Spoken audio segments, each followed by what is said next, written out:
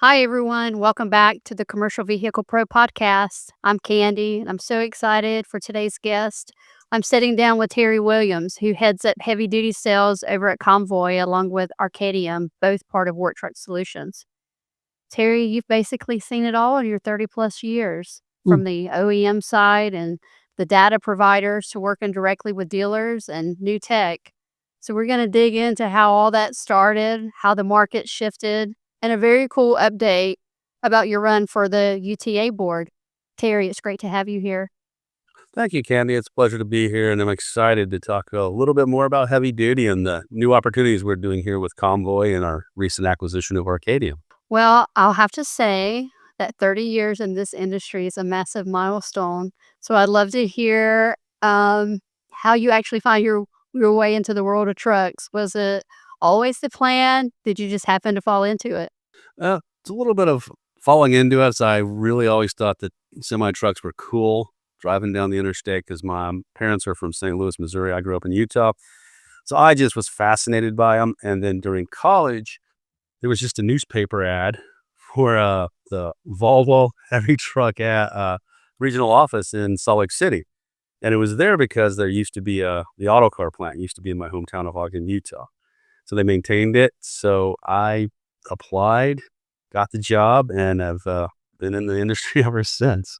Well, that's pretty incredible, right? That is a little bit of like falling into it. Yes, it's been a Well, fascinating ride.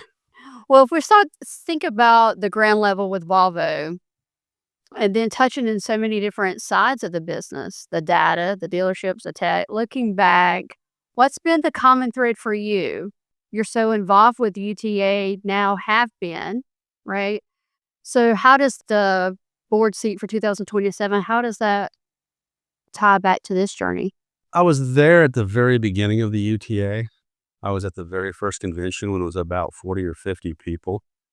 And it's just an amazing industry. I started out in the used trucks because when I was at Volvo out in Salt Lake City, they wanted me to learn more about trucks. So they said the best way to learn about trucks is start selling, working around used trucks. And I worked with a great guy named Mike Kill who taught me some of the ropes. We got to travel a lot, take in trucks.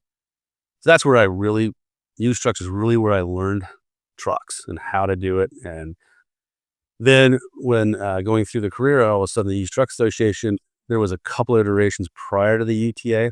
The famous one is NUTA. And so after that, when I was at the Truck Blue Book, one of the things that we were very involved with was helping to do some of the marketing and promotion for the Used Truck Association. So it's always been something that's been near and dear to my heart and something that I want to give back to because they do so much for the industry. And it's neat to see that transition, especially as younger people are now coming into such this wonderful industry. Yeah, it's the common thread of community itself, right? Oh, it's networking, as many colleagues have said. You're not really working in heavy duty. You're just doing time and hanging out with your friends and selling them a truck occasionally. Yeah, I think we probably both agree from our past that people say if you're in it, you're always in it, right? If you leave, it's just for a short time because it really becomes so much. That thread is such a big thread in your life. Absolutely. I got out for like 3 or 4 months in my professional career a handful of years ago, and it was one of the unhappiest points of my life. Yeah, it is very much when you are in the heavy duty industry, you find out there's several very good people and they all work together and you're all in it together. And I don't Yes. know if you find that in some other industries, and especially in the used side, that there is a lot of collaboration. Well, and probably because, Terry, you just think trucks are cool from the very beginning, right? Yes, and a few people will say, I have not grown up. Yeah. Well, I think, there's a reason why they're still on toy list at Christmas time for young kids, right? Absolutely. Well, Terry, we're always hearing about the digital transformation and these flashy new inventory tools. Since you've seen 3 decades of cycles, when you strip all that tech back away, what's the one thing about this business that still exactly feels exactly the same as it did on day one? Oh, it's the connecting with people, networking with people, because even to this day, and it's much more efficient than when I started, when we were sending out faxes and I would literally tape a photograph to a piece of paper to fax, is, hey, calling up somebody, what's this truck worth? Hey, I need 5 trucks. That hasn't changed. It's just digital technology has just allowed it to happen a lot faster. And you can now obviously communicate with several people at once as opposed to starting by a fax machine. And yes, I'm old enough for thermal paper. So so when you go to the UTA convention, for instance, it's like a homecoming and you're seeing several people. That may be the 1 or 2 times a year you get to see them, but it's like seeing your brother that you haven't seen in a year. I like everything that you're saying, Terry. It's excellent because it's a people-powered industry, right? And I love that, to hear you say about using the tech, right? Because to do it faster, because it's about using the tech to clear the clutter so you can actually focus on the person across the desk from you. It's people want to do people want to do business with people they like and people they know and people they trust. And that is heavy duty trucks. Absolutely. And kinda going back into your philosophy about the people and the focus on the community, can you maybe touch a little bit more in your philosophy, Terry, that focus on the community and the people? Kind of explain why you keep raising your hand for the UTA. It is because it is exciting to have seen where the organization has grown to. It's exciting. I've been on the board in the past. I was the president in the past. It was exciting when I was president that we brought to life one of the newer events, the Top Golf event, which this year is at the Kenworth plant, because I had a lot of good mentors ahead of me that took me under their wing, and I just want to pay that back. And then you see that the UTA is giving away scholarships for college kids as well as vocational kids. It's hard to make an impact sometimes in business. And the Used Truck Association's doing that. And it's exciting to be a part of it and give it some direction, as well as listening to the membership, seeing what they want and how they want to transition. And I know, yeah, you should be involved in your industry, Absolutely. become a part of the industry, because if you're just in it, what fun is that? It's great to be super involved. Well, you and I were at Matt's together. So I Mhm. think just a couple of things that I would like to call out here is the mentorship, right? I think that in any industry that you're in, but it's so easily found and very strong in this space. But at Matt's, it's a family event, right? Like Yeah, trucking industry, a lot of yes. times is a family event. So it's just not that powered by the people. It's really powered by the whole family at times, right? Yeah, I mean, look at who are the Comvoy customers, the Arcadium customers. A lot of them are family-run businesses. These dealerships have been in families for generations. And then you look at who's driving those trucks, is the owner-operators. It could be a wife and a husband, or son and his father driving the trucks. It's very much what it is. Who do they haul to? Farmers, family businesses. It's very much an ingrained, and I think it's kind of a little bit of a loss when you get out to the wider business world. And I think that's another reason what makes this industry so fascinating and fun to be a part of. Because in this industry, you are literally touching America moving forward. Everything is on a truck at some point in time, either as a raw good or as a finished product. And that's pretty exciting to think that you're a part of it. Maybe it's just a small part, but you're a part of moving this country along. And Yeah, that's that's heavy the duty trucks. infrastructure. Yes. And those roads don't build themselves. Well, kinda staying there, I would love to touch on the personal side for a second for you and family. So, you've made some big career moves over the years, like moving back to Kansas City with your family at the center of those choices. How has being a dad shaped your approach to leadership, and does that same set of family values kind of mirror what you're hoping to bring back to the UTA? Oh, yes, family first.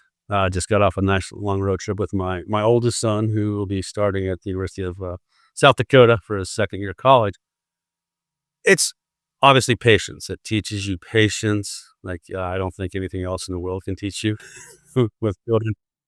It it gives you another level of empathy to know, and anybody who has more than one child understands you have to deal with them differently, and that carries over to just your business world. It's like, how you approach people, and just sitting back with your child and seeing the world or trying to see the world through their eyes because they're seeing it for the first time and how much you pick up on and understanding. Don't cry over spilled milk. It's not worth it. Things are going to happen in our life. A few diapers are going to get filled.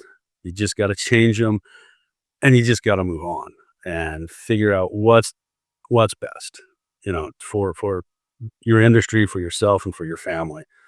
And sometimes it's taking a step back. And I had to do that a couple times, but I only get one shot at being a dad. So that to me is more important than a few other things. I mean, that's the most important mentorship, right? I hope so. You try to lead by example, and yeah, I hope my example's been good. Oh, I'm But sure it has. yeah. Terry, Oh I've yes, I've worked alongside you for years, so, nothing but good. I've seen all those lights shine and what you bring and the passion, right?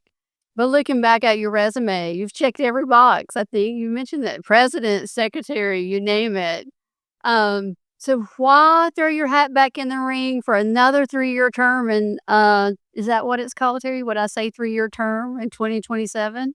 I believe it is going to be a 3-year term, and back into the trenches. And part of it is he's the former president. He's now deceased. A good friend, Eddie Walker, when he was leading the UTA. And there's a man named Jim Sunday, who was out of the international dealer in Atlanta. And Jim said he made a pinup for Jim Sunday. Said, "Be a Jim Sunday kind of guy," and that's why you want to be a Jim Sunday kind of guy. Meaning, you want to get in there, you want to help the industry, you want to foster relationships. You want to. We talk about mentor new people, bring them into this industry, and just the companionship. And we always say it's networking, but I think it's a little deeper than networking with the UTA. And I want to be back around it. Part of it is I work from home.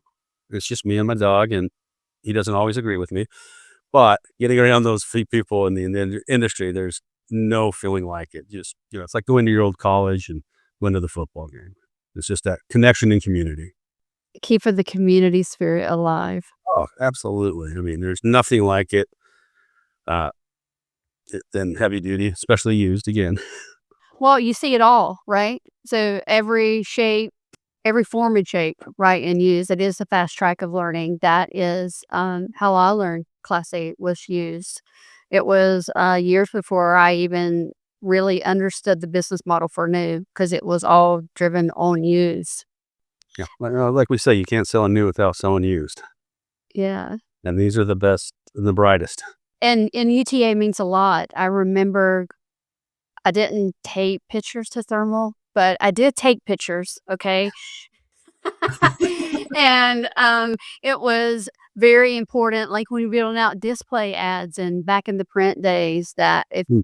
the dealership or customer was a UTA member, they wanted that logo on that ad, like, it meant something. So, I'm excited about this for you. One final question before we wrap up. After more than 30 years in the trucks and the space, what does, and I think we probably already said it over and over, but what does the industry mean to you? I think I'll let you sum it up, but It- I think it's big. yeah. I mean, it has just been this wonderful journey, and I'll finish my career somehow in this industry. But it is when you see that truck going down the interstate, pulling a load, and you're thinking to yourself, this is some man or woman's behind that wheel 10 hours a day. And it takes a human to still drive it. AI isn't going to make it happen, at least in the future, not now, currently. And if you can be a part of that, you can be a part of helping somebody become a business owner at that level, just being an owner operator, helping somebody take their fleet and become more efficient with it.